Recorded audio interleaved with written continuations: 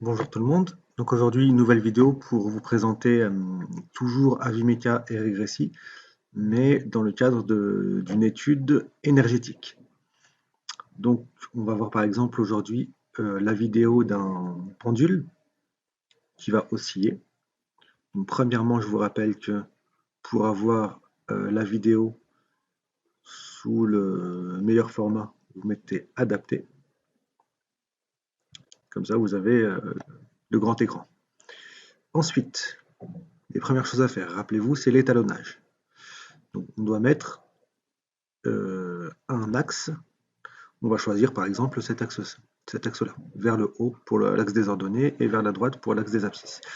Je vais choisir pour axe de prendre sur la première image le pendule, donc l'origine du pendule, le centre d'inertie du pendule.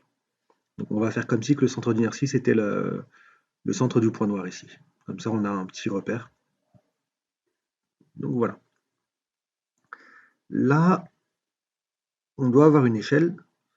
On nous dit que sur la vidéo, vous voyez ici que c'est le pendule fait 30 centimètres. Donc ce qu'on va lui dire, c'est que d'ici, donc premier point, ensuite on clique sur deuxième point, à là,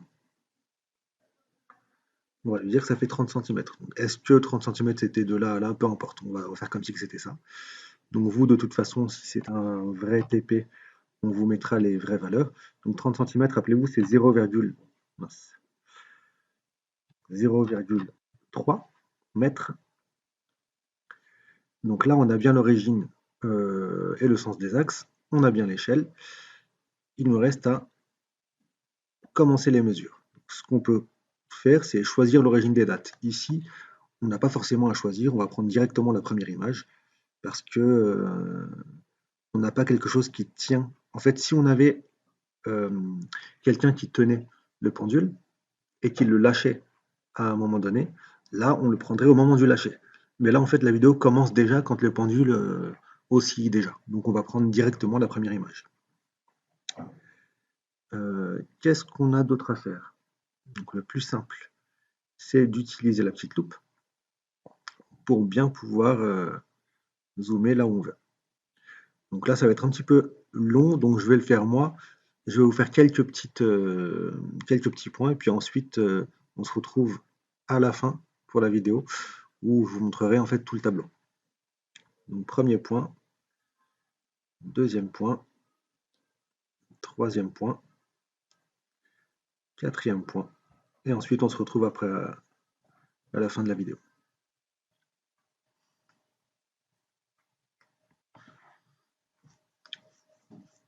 Donc voilà, j'ai fait quelques allers-retours. Maintenant, ce qu'il me reste à faire, c'est d'exporter ce tableau-là sur Régressi. Donc rappelez-vous, fichier, mesure, on copie dans le presse-papier le tableau. OK. Et ensuite, on n'a plus qu'à ouvrir Régressi, le presse-papier. Donc voilà ce que ça nous donne. Moi, ce qui m'intéresse, on peut revoir le tableau si vous voulez, c'est le tableau qu'on a rempli grâce à Régressi, grâce à Vimeca, pardon. Moi, ce qui m'intéresse, ça va être le graphique ici. Donc là, on vous donne Y et X en fonction de T. Et on voit qu'il y a des oscillations. Mais nous, c'est pas ce qu'on veut ici. Ce qu'on va vouloir, en fait, c'est avoir, en fonction du temps, l'évolution de l'énergie. Donc de l'énergie cinétique, premièrement, de l'énergie potentielle de pesanteur, deuxièmement, et de l'énergie mécanique, qui est la somme des deux, troisièmement. Donc pour ça, en fait, il faudrait que je revienne au niveau du tableau. J'ai X, j'ai Y, j'ai le temps. Il faut que j'ajoute l'énergie cinétique, l'énergie potentielle de pesanteur et l'énergie mécanique. Pour ajouter l'énergie cinétique, j'ai besoin de quoi? J'ai besoin de la vitesse. L'énergie cinétique, je vous rappelle, c'est 1,5 fois m, la masse du système, fois la vitesse au carré. Comment est-ce qu'on obtient la vitesse? Donc, on va ajouter ici une colonne pour ajouter la vitesse. Mais ce qu'on va ajouter tout de suite, ce n'est pas la vitesse. C'est, je vous rappelle que la vitesse, qu'est-ce que c'est? C'est une variation de la position. Donc si vous avez une vitesse qui est non nulle, vous allez faire varier votre position. Donc une variation, c'est delta de la position par rapport au temps. Donc c'est delta OG, si G est le centre d'inertie du système, sur delta T. Ça, vous verrez l'année prochaine en terminale, que c'est une dérivée en fait. C'est dOG sur dt. Et si on décompose le vecteur OG, ses coordonnées, c'est x et y. Donc la première composante de la vitesse, ça va être dx sur dt. Donc on va dans dérivée, on met dx sur dt. Dx sur dt, ça va être quoi? Ça va être Vx, qui est en mètres par seconde. Donc ça, c'est la composante de la vitesse selon l'axe dx. Et il me le calcule ici. Deuxièmement, je peux aussi ajouter la composante de la vitesse selon l'axe dy, qui s'appellera cette fois-ci Vy, qui est toujours en mètres par seconde. Maintenant, rappelez-vous, ce que j'ai ici, c'est les deux composantes de la vitesse. Comment est-ce qu'on obtient la norme de la vitesse, du vecteur vitesse? Simplement en faisant la première composante au carré, plus la deuxième au carré, le tout à la racine carrée. Donc je vais ajouter une colonne, où cette fois-ci, je ne vais pas dériver. Je vais lui dire que je veux calculer une grandeur. Donc c'est moi qui vais lui donner l'expression. Donc le symbole de la grandeur, ça va être la vitesse, toujours en mètres par seconde. Et je vais lui indiquer que c'est la racine carrée de Vx carré plus Vy carré. Racine carrée, je vais lui mettre SQRT. Ça veut dire racine carrée en anglais. Racine carrée de quoi? De Vx au carré. Il ne comprend pas forcément le carré, donc je vais mettre Vx fois Vx.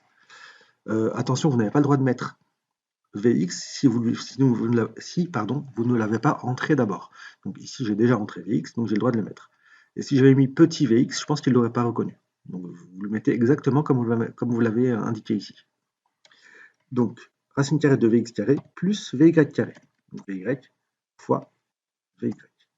Donc là, ça va me donner la vitesse.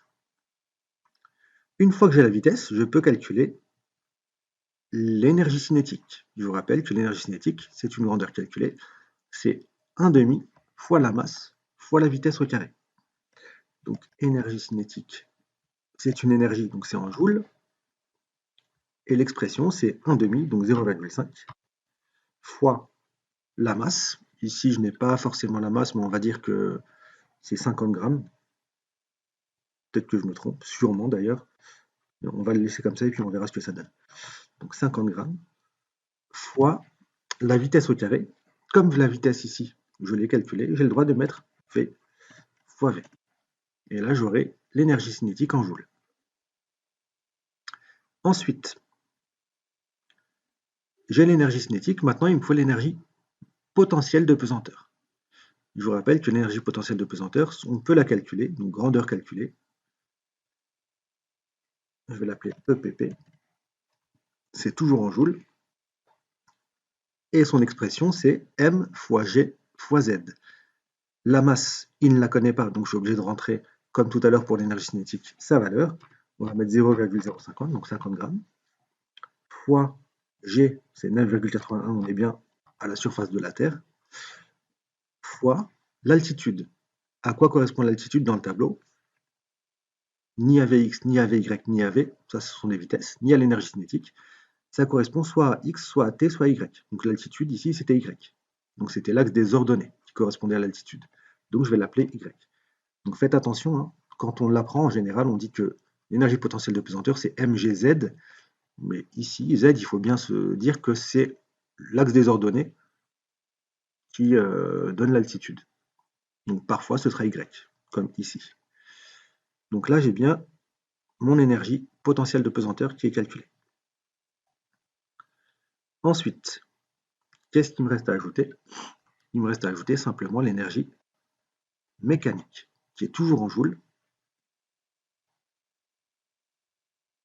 et qui vaut la somme de l'énergie cinétique plus l'énergie potentielle de pesanteur. C'est pour ça qu'on a dû les calculer.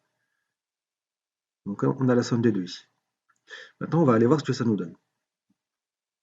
Donc dans le graphe, ce qui va m'intéresser, c'est ces trois énergies. Donc en fonction du temps, je veux premièrement l'énergie cinétique, On va dire qu'on va le mettre en rouge. La couleur, où est la couleur? Je me souviens plus. C'est ici. Donc on va dire qu'on va la mettre en rouge. Ensuite, je voudrais l'énergie potentielle de pesanteur en fonction du temps. Donc on va dire qu'on va la mettre en bleu, on peut la laisser en bleu. Et troisièmement, je vais ajouter une courbe. Je voudrais l'énergie mécanique en fonction du temps. Et on va la mettre par exemple en fuchsia. Qu'est-ce que ça nous donne? Donc, ici, vous voyez bien que ça ne nous donne pas vraiment ce qu'on voulait. Hein, mais bon. Ce qui est intéressant, c'est que vous voyez bien que vous avez l'énergie cinétique qui oscille. Quand elle est égale à 0, ça veut dire que la vitesse est nulle. Donc ça veut dire qu'on est à une extrémité de sa position. Donc on a l'angle le plus important que puisse faire ce pendule. Quand elle est à son maximum, c'est qu'elle est arrivée en bas de sa position. Parce que c'est là que le pendule a sa vitesse la plus importante. Et quand on arrive encore à 0, c'est qu'il est arrivé de l'autre côté et qu'il est en train de repartir dans l'autre sens. On peut avoir la même chose au niveau de l'énergie potentielle de pesanteur. Donc quand elle est à son minimum, l'énergie potentielle de pesanteur, ça veut dire que le minimum, on va dire plutôt que c'est ici. Là, c'est un petit peu bizarre quand même. Hein. C'est peut-être le pointage qui était mauvais. Donc ça veut dire qu'elle est tout en bas. Donc quand la vitesse est à son maximum. Quand l'énergie potentielle de pesanteur est à son plus haut, ça veut dire que l'altitude est la plus haute. Donc quand l'énergie cinétique ou la vitesse est nulle. Donc on voit bien qu'il y a une correspondance entre l'altitude, quand elle est au plus bas, la vitesse est la plus grande, et quand elle est au plus haute, l'altitude, au plus haut, pardon, la vitesse est nulle. Donc ici, en fait, un maximum d'énergie cinétique correspond à un minimum d'énergie potentielle, et inversement.